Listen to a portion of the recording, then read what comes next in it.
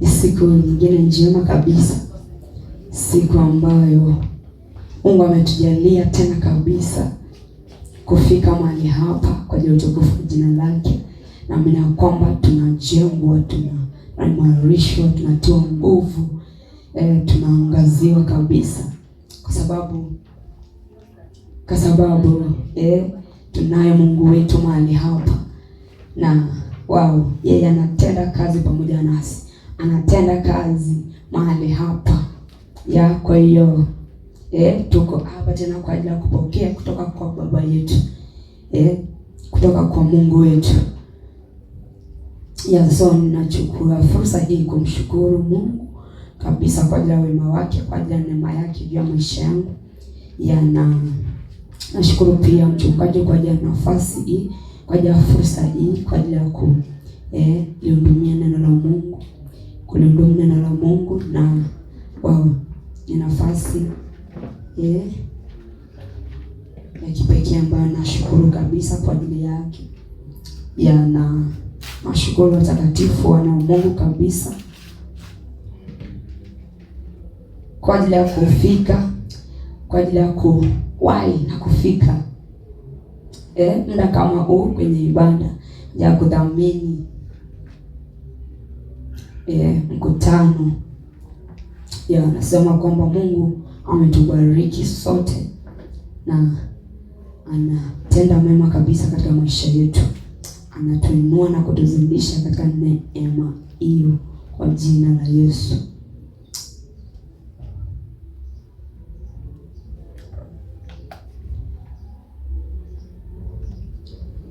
So ni muda mwingine tunaingia kwenye neno la Mungu. Tumekuwa nikizungumzia kuhusu Injili. Nimekuwa nikizungumzia kuhusu Injili. Tuone tunafikia wapi leo.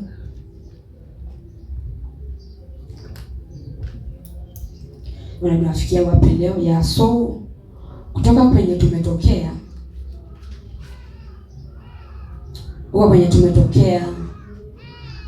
naamini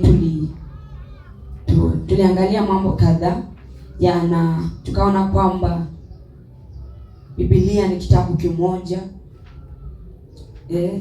na chenye ujumbe mmoja, manake kinakubaliana, manake ni kitabu kinachokubaliana, na tukaona kuwa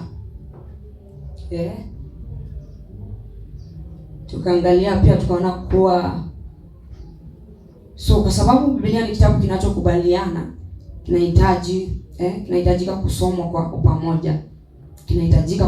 pamoja, Tuliona kwa sababu ni kitabu kinachokubaliana, Biblia inahitajika kusomwa kwa upamoja, pasipo kuona kama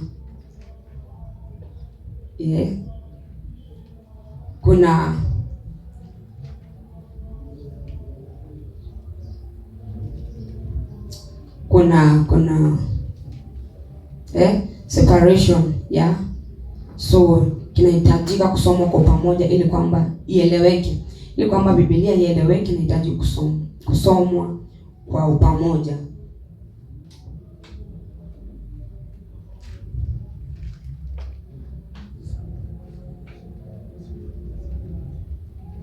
So na kwa sababu tunaona kwamba kuna kwenye Biblia kuna Agano la Kale na Agano Jipya. Na tukaona kwamba waliotuandikia Agano Jipya Biblia yao ilikuwa ni vile vitabu vya Agano la Kale. Wahusika walioandika Agano Jipya walitumia vitabu vya Agano la Kale. So kwa sababu tunaona kwenye Agano Jipya tunaona wamezungumza kwa wazi kabisa habari za ukombozi. Wamezungumza kwa wazi habari za ukombozi. So tukaona kwamba unajua kuna watu wengi leo wanadhania kwamba vitabu vya Agano la Kale havina ujumbe wa ukombozi. Kuna hiyo dhania ya kwamba ni kama vile vitabu vya Agano la Kale ni wengi wanaona huko mauti. Wanaona mauti ndio imejaa huko. But tunaona kwamba kwa wahusika wa Agano Jipya waliotuandikia Agano Jipya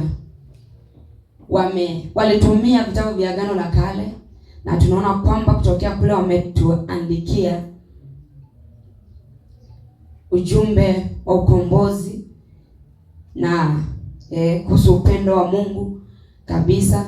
So tunaweza tukaona kwamba kama hivyo ndio vitabu walitumia,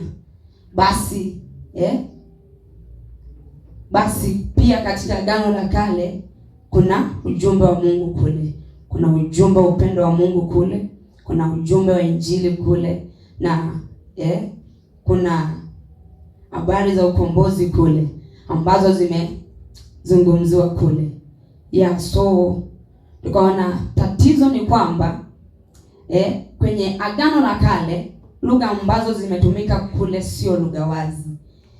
Lugha ambazo zilitumika kule ni lugha fiche. So na tukaona kwamba ili kwamba tuelewe ama tujue lugha zilizotumika kwenye Agano la Kale ama vitabu vya Agano la Kale ni lugha ambazo zinahitaji, yani hatuwezi kuzichukua kama zilivyo, bali ni lugha ambazo zinahitaji uchambuzi wa kina na maelezo sahihi. So tunaona kwamba ili tuelewe na tuone ujumbe wa Injili ama ujumbe wa Mungu kutokea katika vitabu vya Agano la Kale, lugha iliyotumika kule inahitajika uchambuzi wa kina na maelezo sahihi. So ni lugha ambayo inahitaji kuelezewa, sio ainukuliwi kama ilivyo, kwa sababu ni lugha ambazo sio wazi. Ni lugha ambazo zinahitaji maelezo na uchambuzi wa kina kabisa, ili kwamba tuweze kuona ujumbe wa Mungu na kile ambacho kilizungumzwa kule na wahusika wa kule. So na ndio maana tunaona kwamba wakati Kristo amekuja, tunaona wakati ambapo Kristo amekuja alitumia vile vitabu kwa ajili ya kufundisha. Yani kufundisha kwake alitumia vile vitabu vya Agano la Kale. Hiyo ndio iliyokuwa Biblia yao. Vitabu vya Agano la Kale, Mwanzo hadi Malaki. Hiyo ndio iliyokuwa Biblia yao. So na tunaona kwamba katika hivyo vitabu Kristo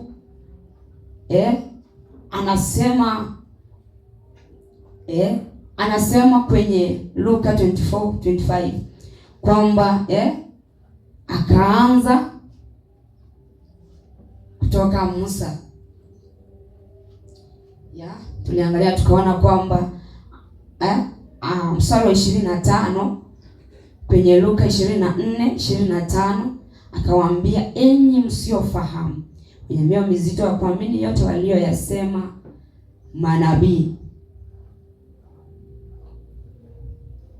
je, haikumpasa Kristo kupata mateso haya na kuingia katika utukufu wake? Akaanza kutoka Musa na manabii wote, akawaeleza katika maandiko yote mambo yaliyomhusu yeye mwenyewe. So tunaona kwamba Kristo alifundisha kutokea Musa. Alifundisha kutokea katika vitabu vya Musa na manabii.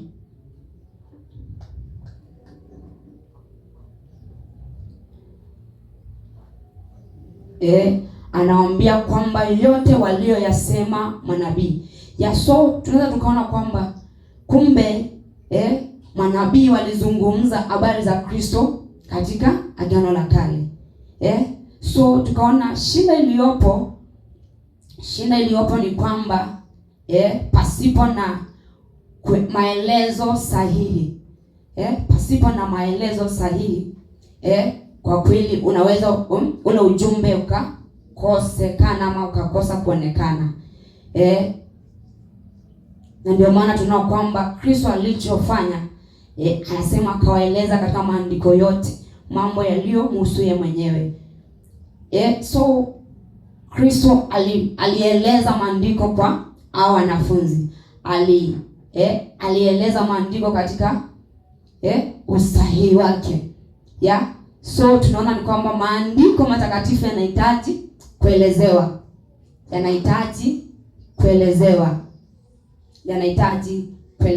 Na tunaona hii ndio shida iliyokuwa kwa Mafarisayo.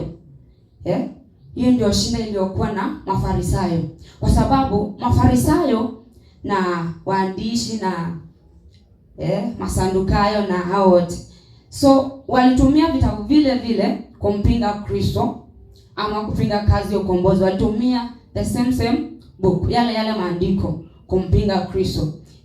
Lakini tunaona kwa the same vitabu Kristo anakuja anachambua na kufundisha elimu ya Mungu kutokea kule.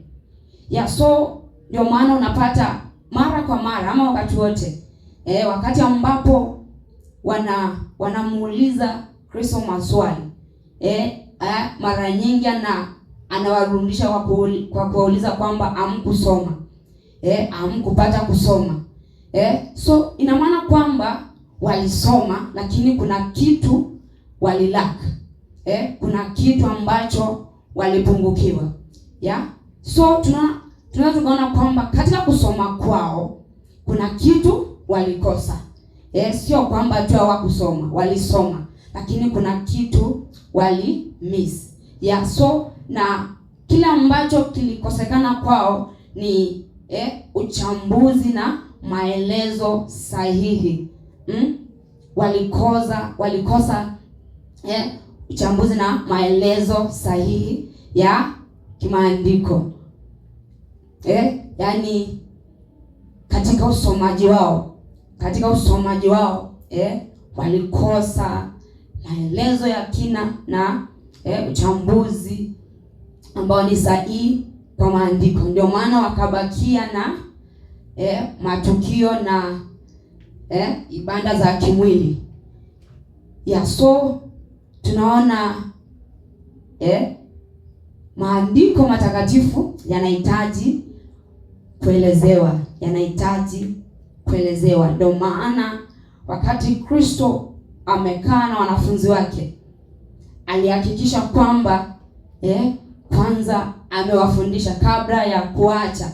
Wakati amekufa na kufufuka, akagundua kwamba hao jamaa bado hawajaelewa, hawajapata ufahamu ulio kamili, ufahamu ulio sahihi kuhusu maandiko matakatifu. Kwa hiyo Kristo aliona hata kungekuwa na uwezekano angewaacha hivyo, ama jamaa wangeingia tu kwa ligi ya Mafarisayo. Kuna uwezekano angewaachia hapo, na wao pia wangeingia kwa mtindo ule wa Mafarisayo. But tunaona Kristo amewaweka katika darasa, amechambua maandiko kwao, amewaeleza maandiko ama kuhusu maandiko, ameelezea habari za maandiko mpaka wakapata kuelewa. Ndio maana kila wakati walikuwa wanashangaa kufundisha kwa huyu, yani kufundisha kwake ni tofauti na namna ambayo walikuwa wamezoelea Mafarisayo. So wanasema kwamba yani namna ambavyo anafundisha ni tofauti sana na vile ambavyo walimu wao na au Mafarisayo wenye wanafundisha. So tuliona kwamba mtindo wa Kristo ulikuwa ni tofauti na ule wa Mafarisayo katika kuelezea maandiko. So kwa sababu Kristo alikuwa anaelezea na kuchambua, alijikita katika kuchambua na kuelezea maandiko katika usahihi. So tunaona kwamba kunaweza kukakuwa na error pale ambapo maandiko haijaelezewa kwa usahihi. Kunaweza kukakuwa na error kubwa pale ambapo maandiko haijaelezewa kwa usahihi. So na tunaona kwamba wakati Kristo alikuja, alijikita katika kuwaelezea wanafunzi, katika kuwafundisha na kuwachambulia maandiko, ndipo wakapata kuelewa. Ndipo wakapata kuelewa. So hii inatuonyesha kwamba hata leo hayo maandiko yasipoelezewa kwa usahihi, hayo maandiko yasipoelezewa kwa usahihi, watu wanaweza wakabaki kwa taarifa ambazo sio sahihi, habari ambazo sio sahihi na elimu ya Mungu, ama haziko sahihi kabisa. Unaweza ukapata kuna error tu mingi ambazo zina kuwepo kwa kutokuelezewa kwa maandiko. So tuliangalia pia ile Luka, hiyo Luka 24:44 kuteremka mpaka chini, tukaona kwamba Kristo aliwafundisha wanafunzi wake, aliwaeka darasani, alichambua maandiko kwao na akawaelezea kwa usahihi mpaka wakaelewa, wakapata kujua kile ambacho kimezungumziwa na Musa na manabii katika Agano la Kale. Akawaleta katika ufahamu mmoja ama uelewa mmoja kuhusu kile ambacho kilizungumzwa na Musa na manabii katika Agano la Kale, katika Agano la Kale. Na so tunaona kwamba kama naweza rudia kusoma hiyo Luka 24 mstari wa 44, anasema kisha akawaambia, haya ndio maneno yangu niliyowaambia nilipokuwa nikali pamoja nanyi, ya kwamba ni lazima yatimizwe yote niliyoandikiwa katika Torati ya Musa na katika manabii na Zaburi. Ndipo akawafunulia akili zao wapate kuelewa na maandiko. Akawaambia, ndivyo ilivyoandikwa kwamba Kristo atateswa na kufuka siku ya tatu, na kwamba mataifa yote watahubiriwa kwa jina lake habari ya toba na ondoleo la dhambi, kwanza tangu Yerusalemu. Na ninyi mashahidi wa mambo haya. So tunaona kwamba Kristo alikaa na wanafunzi, na huko kukaa ni ule muda wa siku 40 baada ya kufufuka kwake. Alikaa na wanafunzi baada ya kufufuka, akachambua maandiko na kueleza maandiko kwao na kuwaonyesha kwamba kile ambacho kimenitokea ama kile ambacho kimefanyika, kile ambacho kimefanyika ni mambo ambayo Musa na manabii walizungumza. Ni kile ambacho Musa na manabii walizungumzia kunihusu mimi. So alitumia maandiko ya Agano la Kale ama maandiko matakatifu kuwaelezea na kwamba hiki ambacho mnaona kimefanyika kilizungumzwa kuanzia kwa Musa, kilizungumzwa na manabii waliofuata, na kwamba walizungumza, walinena kuhusu habari zangu, walinena kuhusu habari zangu katika ujio wa Kristo, katika mwili, katika mateso, kufa na kufufuka kwake, of course pamoja na kuketishwa pia. So tuliangalia hayo, na last time pia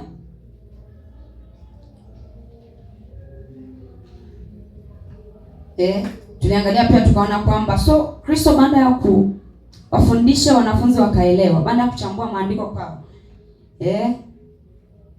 akajua angalau sasa jamani kiwachia angalau sasa wakiwa na maelezo yaliyo sahihi, kama wako na ufahamu kuhusu kile ambacho kilinenwa na Musa na manabii kuhusu habari zangu, kuhusu habari zangu, aliwatuma na huo ujumbe, ya kwamba na wao pia kile ambacho wamefahamu, wamepokea, wameelewa, na wao pia waende kutangaza kwa mataifa, ama waende na wao pia kuambia watu wengine, kuambia watu wengine. So tuliona kwamba Kristo aliwatuma na ujumbe maalum, aliwatuma na ujumbe maalum, ujumbe maalum, akuwaacha waende na kuambia kwamba niendeni tu, mkifika huko ule ufunuo utapata, wewe enda useme huo. Hakuacha kwamba mtapata ufunuo huko, alafu ule ufunuo mtapata, endeni mseme huo. Tuna kwamba Kristo aliwapa ujumbe maalum, ujumbe maalum, kwa sababu kama ni ufunuo, kuna uwezekano kama Petro angeenda yeye ndiye amekuwa usiku mzima hajapata samaki, alafu Kristo anakuja anamwambia shusha nyavu tena kilindini. Wewe uone Petro angetoa hapo ufunuo wake. Petro kuna uwezekano angetoa hapo ufunuo wake. Naanza kuambia watu na kuambia.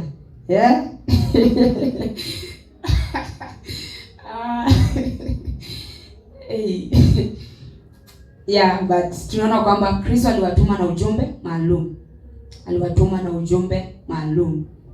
Ni kwamba huo ujumbe ndio walihitajika waende nao pia wawasilishe kwa wengine. Wawasilishe kwa watu wengine. Na tuliangalia last time tukaona kwamba wakati anawaambia kwamba anawaambia aliwatuma na kwambia wao ndio mashahidi wa mambo haya, na kwamba wao ndio wanatakiwa huo ujumbe waufikishe kwa mataifa. Habari ile waende waifikishe kwa mataifa. Na tunaona matokeo yake ni ili kwamba wapokee msamaha wa dhambi ama ondoleo la dhambi, na pamoja na kukaliwa na Roho wa Mungu ndani yao. So kama vile ambavyo wameelezewa maandiko, wakaamini, wakaelewa na kuamini, so wanaambiwa kwamba the same thing na wao waende wafanye kwa watu wengine. Hicho Kristo aliwapa agizo ya kwamba nao pia waende wafanye hivyo kwa watu wengine, ambao ni mataifa ama ulimwenguni kote. So na tuliangalia last time kwenye kitabu cha Matendo ya Mitume, tulipitia kadhaa, tukaona kwamba katika kufundisha kwao walibaki na ujumbe ule, ya kwamba hawakugeuza ujumbe, hawakudivert, waache ujumbe ambao walipewa ama agizo ambao walipewa, ya kwamba walistick katika ujumbe ule ambao Kristo aliwapa, ujumbe maalum, ya kwamba ujumbe ndio wanahitaji kutangaza ama kuhubiri kwa watu, kwa mataifa, kwa watu wasioamini, na waupokee, na baada ya kupokea wanapokea ondoleo la dhambi au msamaha wa dhambi, na hapo ndio kuwa makao ya Mungu, ama wanakaliwa na Roho wa Mungu ndani yao.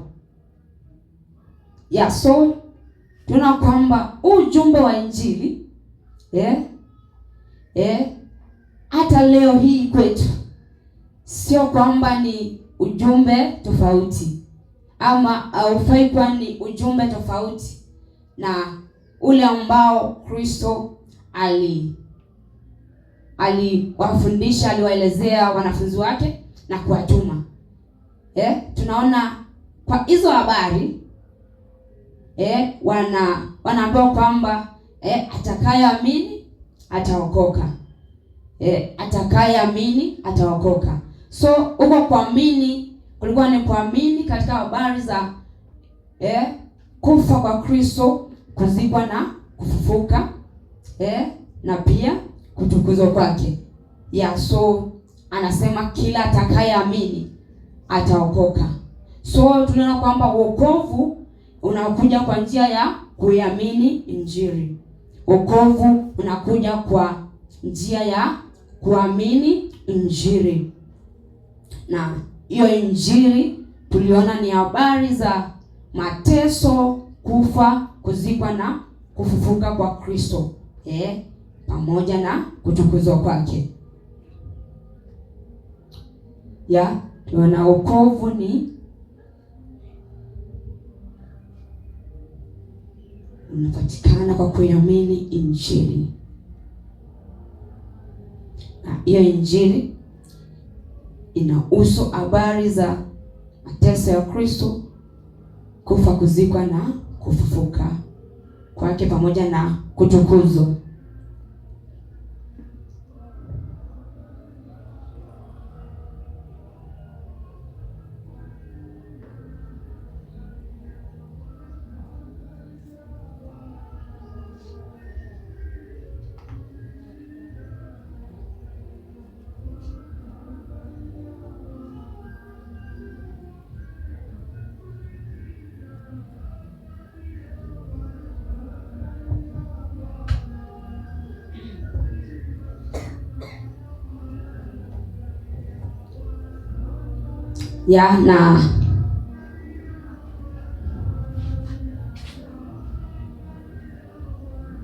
So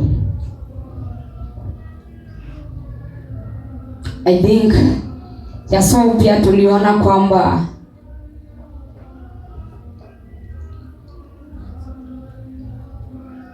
wanafunzi ama mitume